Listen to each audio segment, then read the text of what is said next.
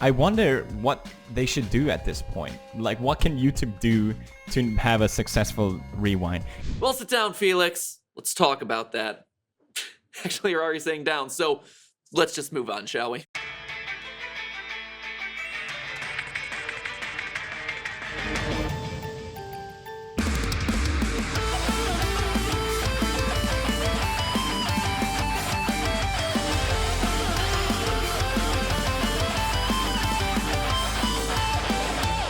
Hello, Internet! Welcome to Game Theory, where we always talk about everything 2 weeks after it's relevant because the show is so darn hard to produce.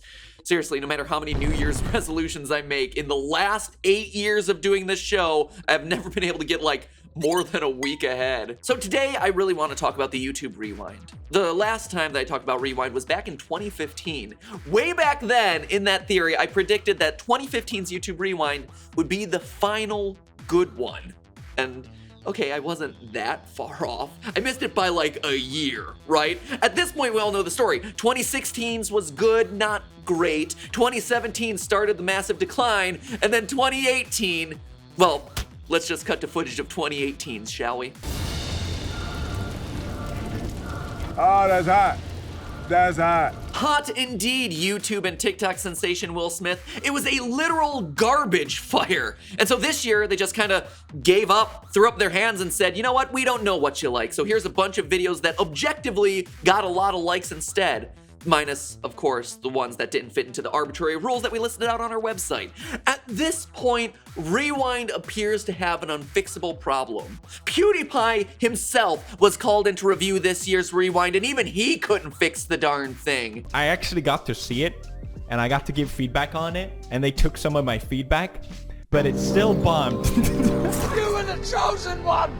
Honestly, there probably wasn't a whole lot that he was in a position to do, but still, the point is there. Overall, the reaction to the Watch Mojo list that was YouTube Rewind 2019 was, well, best described as not as negative as 2018, but outside of that, the creator community didn't have a whole lot to say about it. And I mean that literally. When reacting to it, that was just everyone's general response. Oh, that's it? That's it? Oh, that's how they end it.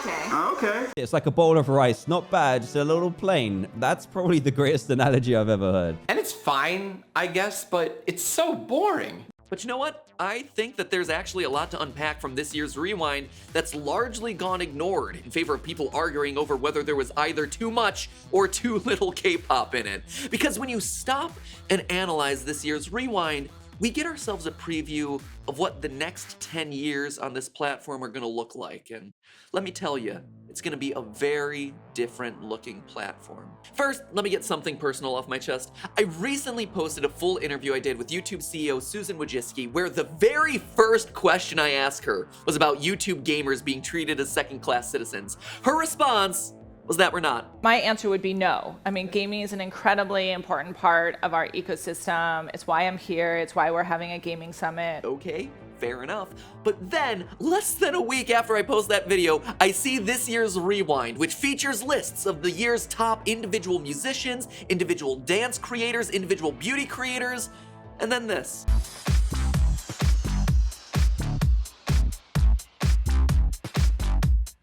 A list of games. Not the gamers who play those games, create with those games, help those games grow and sustain popularity. The creators who are some of the platform's most well-known and successful personalities. No, it's a prime example of the problem that I leveled at Susan in that interview. Gamers as second class. You don't see beauty gurus being boiled down to the list of the top palettes that were talked about this year. We're not presented with the lists of the top music genres on the platform this year, but rather the top musicians.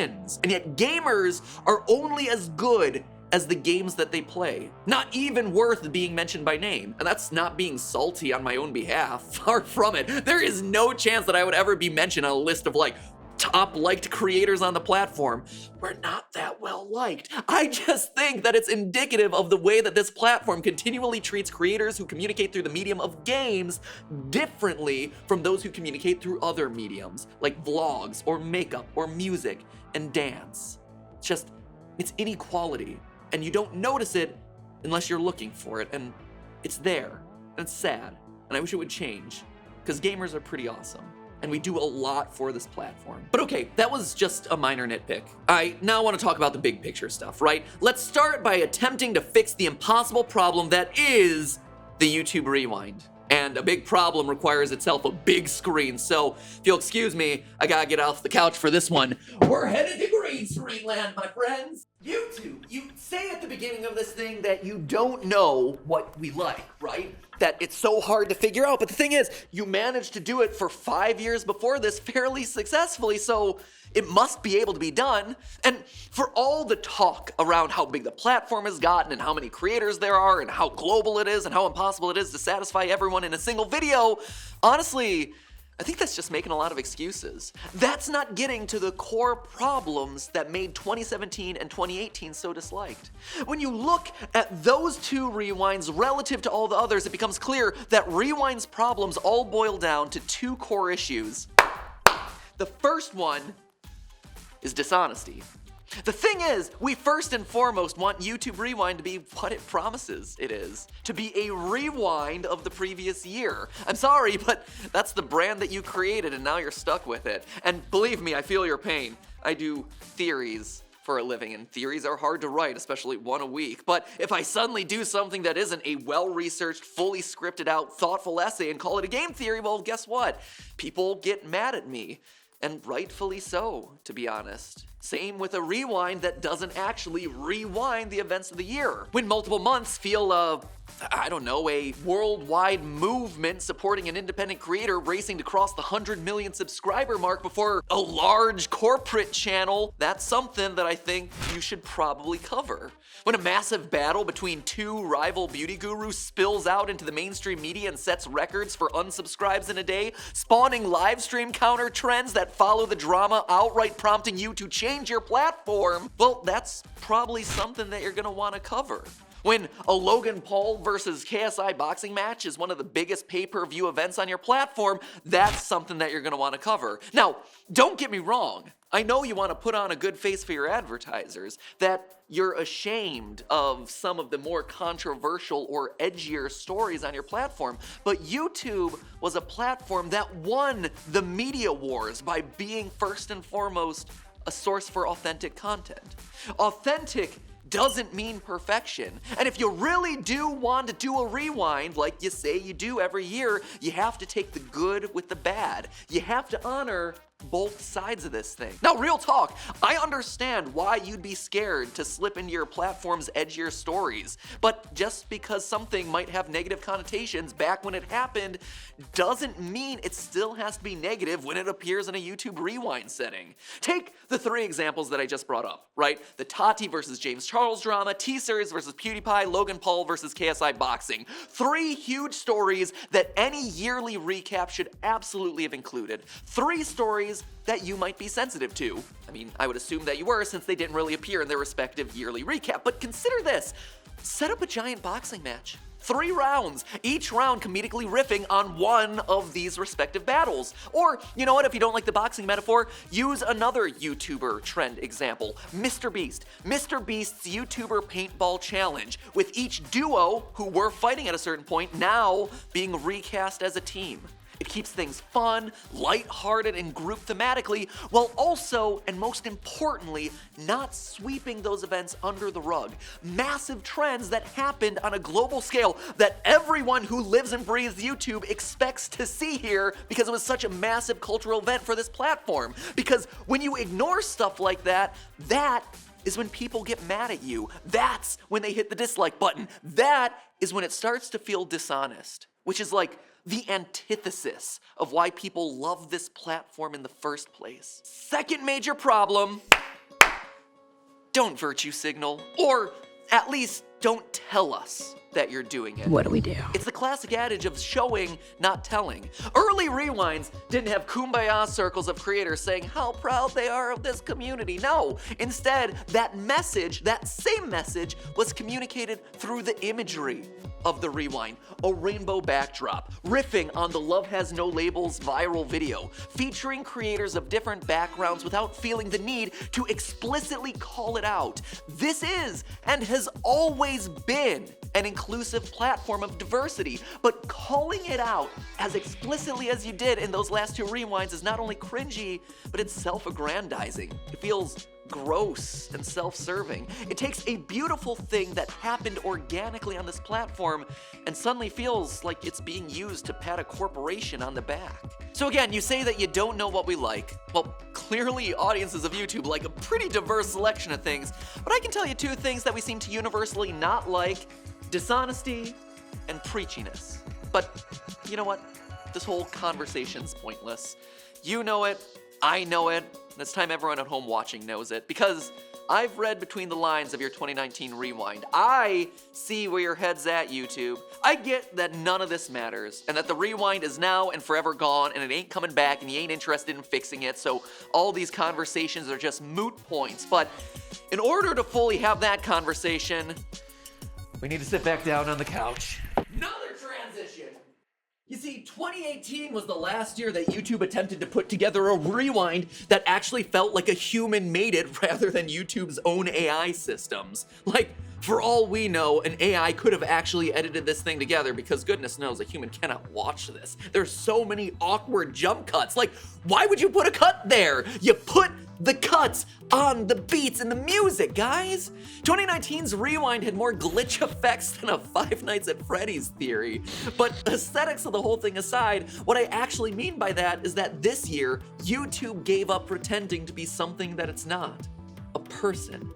A person has a perspective. A person makes judgment calls about what's relevant, what's cool, and what isn't. This year, YouTube started doing what it does best: being a machine that can read numbers. You didn't like what you got last year? Fair enough. We'll stop deciding what we think you'll like and let the numbers choose for us. Beep boop boop beep boop, just like our algorithms. Over and over throughout 2019, YouTube has had to assert that it is nothing except a platform, a flat surface where people build things. YouTube is no longer a part of the YouTube community. It used to be. That was the heyday of the YouTube rewind, but it's not anymore. It's not a person, it's a platform. And this is just the latest in a whole slew of reactions that YouTube has had recently. Back in 2018, we experienced the adpocalypse. Advertisers complained about their ads running against content that they didn't deem as brand safe, and so YouTube was forced to react by changing ad policies. And along the way, their response to advertisers was, "We're just the platform. People can post anything here. We're just a machine, so you can't expect everything to be perfectly brand safe all the time."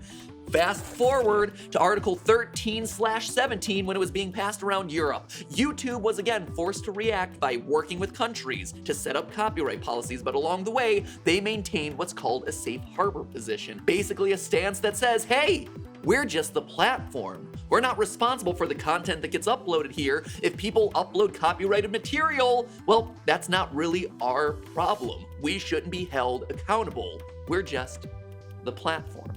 Earlier this year, when the FTC came a-knocking about COPPA, complaining that there was kids' content running ads on the platform, again, YouTube was forced to react by changing kids' content policies, but also reacting to us in the creator community by not offering advice, by not being able to help us in any way, just direct us to the guidelines, because you know what? If they were the help, they stepped beyond the lines of being just the platform.